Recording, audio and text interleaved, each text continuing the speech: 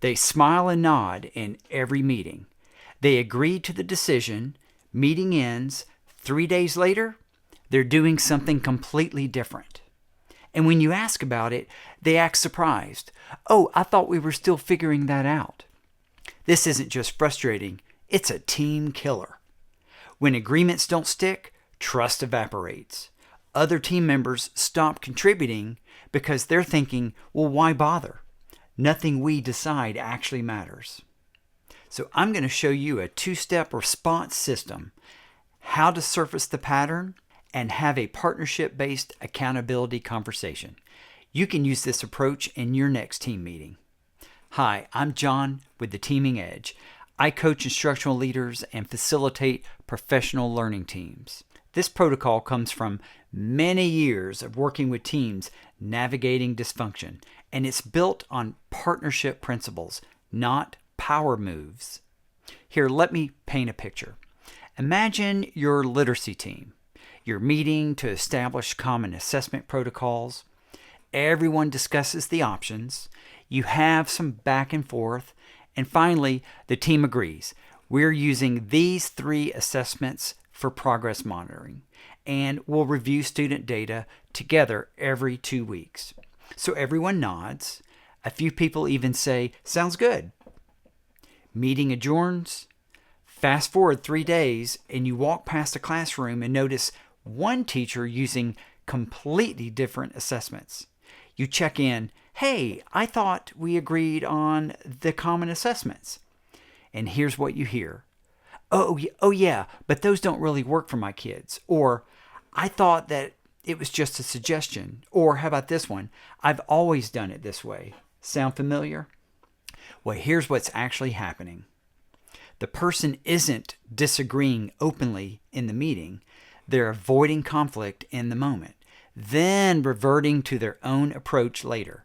They smile and they nod, then they ignore what the team had decided.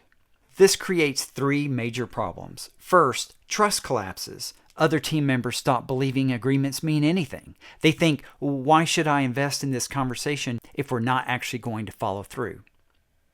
Second, you get decision-making paralysis. As a leader, you start second-guessing every choice, wondering who's actually going to implement it and who's just placating you. Third, your strongest team members, well, they disengage. They stop contributing ideas because they learn that really nothing sticks anyway. In the 5 dysfunctions of a team, Patrick Lencioni identifies this in his work on team dysfunction. Fear of conflict sits at dysfunction number 2, right above absence of trust. When teams lack trust, people avoid honest disagreement. They seek artificial harmony instead of productive debate. And that fake agreement leads to this exact pattern. So here's the protocol. 2 steps. And the key is we're staying in partnership mode the entire way.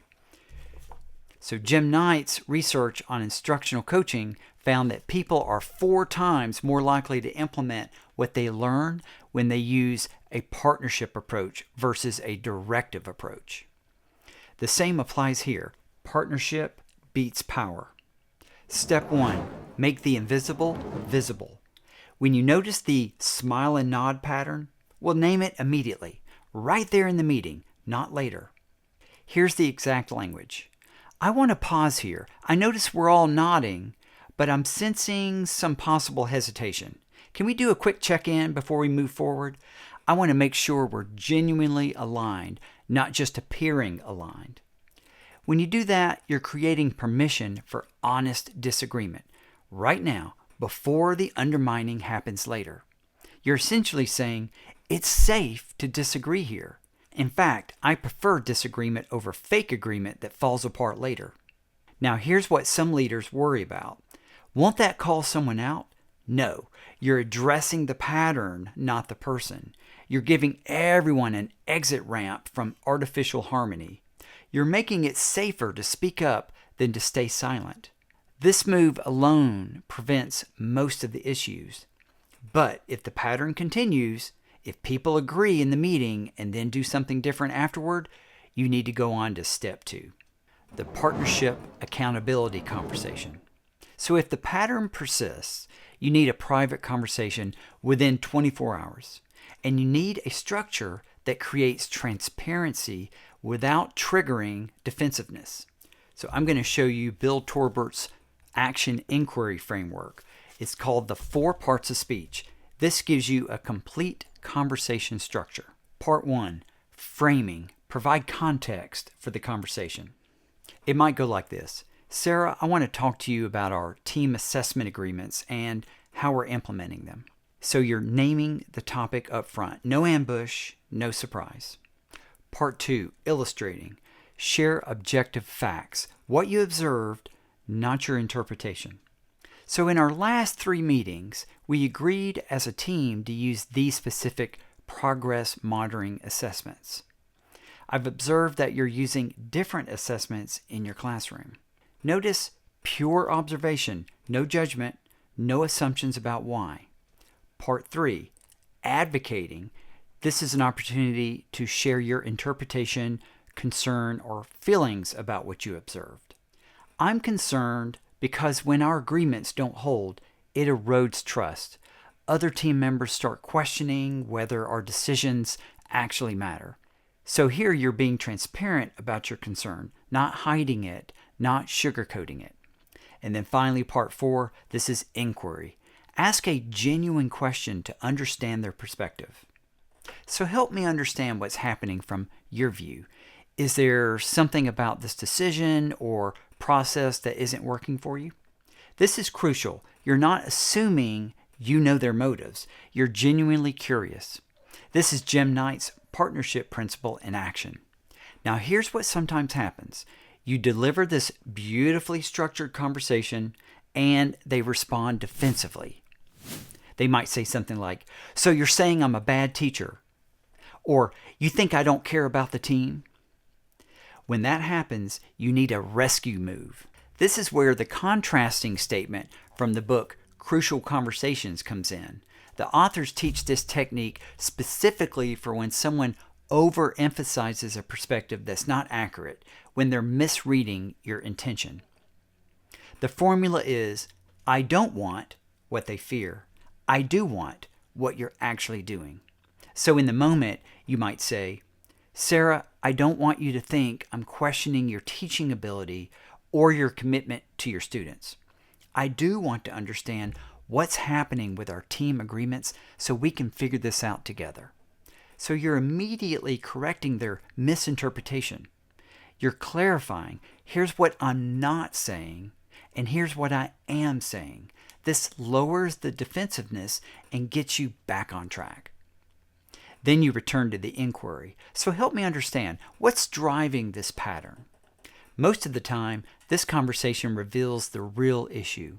Maybe they don't feel safe disagreeing in meetings. Or maybe they don't understand the rationale. Maybe they have a legitimate concern that they haven't voiced. This is where you co-create solutions. What would help? Would it be useful to build in more processing time before we make decisions? Maybe we need a last call for concerns before we close a topic. I'm open to what would work better. You're partnering to get to the root cause, not just demanding compliance. Now here's the accountability piece that most leaders miss, and this comes from Crucial Accountability. The authors found that accountability issues are almost never about the initial conversation. They're about what happens afterwards. Without follow-up, you'll have this same conversation again and again. So after you've co-created solutions together, you need to establish a clear plan and schedule follow-up. So let's be specific about what we're committing to. You're going to bring concerns directly to me before team meetings if something doesn't quite sit right. I'm going to build in process time before decisions. Let's meet 2 weeks from today and check in on how things are working. Does that timeline work for you? You're being concrete.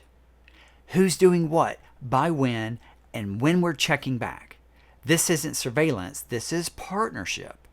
You're both accountable to make this work, and you're both committed to the follow-up. The scheduled check back is what makes accountability real. Here's what this protocol actually does.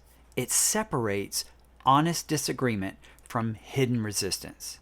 Teams need disagreement. That's how you get better decisions. What teams can't survive is fake agreement that falls apart in implementation. Lencioni's framework shows that this fear of conflict leads to artificial harmony. And artificial harmony creates this exact pattern. People smile, they nod, then they ignore what was decided. In your next team meeting, if you sense fake agreement, try step 1. Say, before we move on, I want to make sure we're all genuinely aligned. Take 60 seconds with your shoulder partner and talk about how you're really feeling about this decision. Give them that processing time. It lowers anxiety and it creates safety. Then you could say, now let's do a fist to 5 check. How aligned are we really? Watch what happens when you make space for honest disagreement instead of forcing artificial harmony. So I created a 1-page protocol with exact scripts for both steps, the real-time intervention and full partnership accountability conversation. Link is in the description. Next week, we're going to talk about when the team resists every new initiative, how to break the saturation cycle with an 80-20 protocol. Subscribe so you don't miss it. Hey, thanks for watching. I'll see you next time.